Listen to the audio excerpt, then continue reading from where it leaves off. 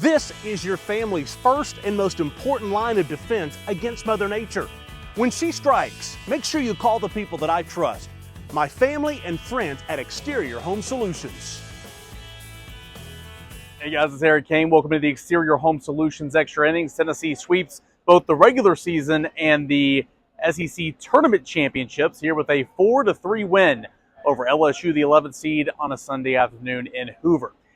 Man, well, what a ball game. It was a fun ball game. It was a long ball game. A lot of pitching changes, of course, for both sides, really for LSU. Just because at this stage in the week, I mean, it's kind of what you got to do. And Tennessee really rode that 3-run home run from Billy Amick, and that was huge, right? He was 0 for 17 with 5 strikeouts this week here in Hoover, leading up to that home run in the third inning, and that was the offense for Tennessee. And then later on, it was an RBI single from Hunter Ensley, who was 4 for 4 by the way, in the contest. And that turned out to be huge for Tennessee, obviously, with a 1-run win. 4-3 win. And Dylan Loy, I'll get to him in a moment. But you had the start from A.J. Russell. I'll get to him in a moment. And you had Kirby Cannell that came on. Then he handed the ball off to Aaron Combs there. And he allows a couple runs to come in. But ultimately, gets 2 big outs with a tying run in scoring position. And Tennessee's able to hold on for the 1-run win.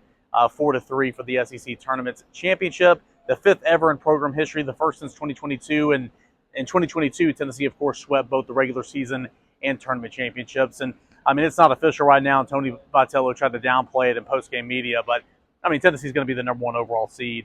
And, yes, there's that streak since, and I'll look it up to make sure so I can quote it correctly, since Miami of 1999 or whatever, of the #1 overall seed, not winning the national championship. So Tennessee's going to have to work against history here, but it's deserving. It's the best team in the country. I was sitting up there in the press box, sitting with a couple different media people from outlets across the this landscape and national as well, and they just said, I mean, it's obvious Tennessee's the best team in the country. Not, doesn't mean it's going to win the national championship, but Tennessee is the better team clearly here today, and is playing like the best team in the country right now. And I just think what they did on this field earlier today just kind of warrants that. But Hunter Ensley, great day. Aaron Combs coming in. A little shaky there in the ninth, but 2 huge outs were monumental. Kirby Cannell pitched in 4 games in this tournament. 4 games. He really had an argument to be tournament MVP, all joking aside. Blake Burke gets all-tournament MVP. He's on the all-tournament team, as well as Kavaris Tears, who had a tough day out there right now. Christian Moore, I don't know what he did to somebody at the SEC office.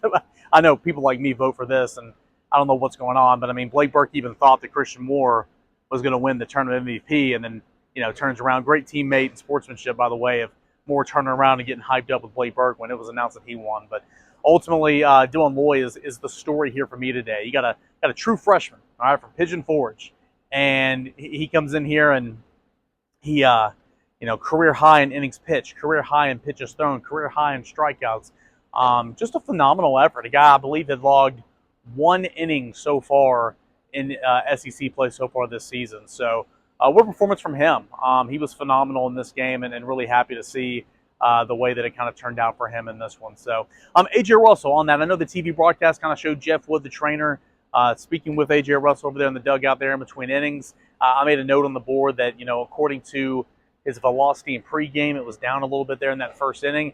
Tony Vitello in postgame didn't make anything more of it, just said, hey, him and Woody were expected to get in there and kind of come together and have a little meeting just to see how you felt after the first inning regardless. So at this point, Tony Vitello is not making anything more than it is. Of course, I will continue to dig around for sure leading into regional play.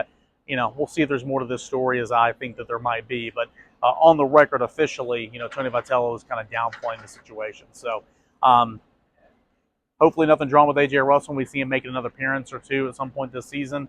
But if not, man, what a frustrating season for Tennessee's opening day starter. So we'll continue to update you on that, and looking ahead to Tennessee and regional play. What's coming up next? Well, by the time this is probably posted up there on YouTube, regional hosting sites will be announced by NCAA Baseball Twitter on the X.